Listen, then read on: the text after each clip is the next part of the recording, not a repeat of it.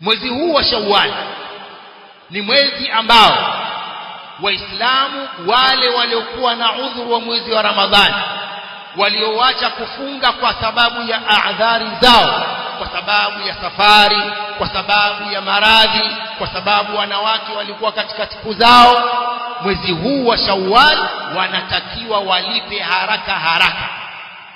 Mwezi huu wa Shawwal wanatakiwa walipe madeni ya Ramadhani haraka kabla hawajafunga siku 6 hizi za Shawwal. Sunna ya siku 6 za Shawwal, sunna hii inafungwa kwa wale waliokamilisha kamili mwezi ule wa Ramadhani.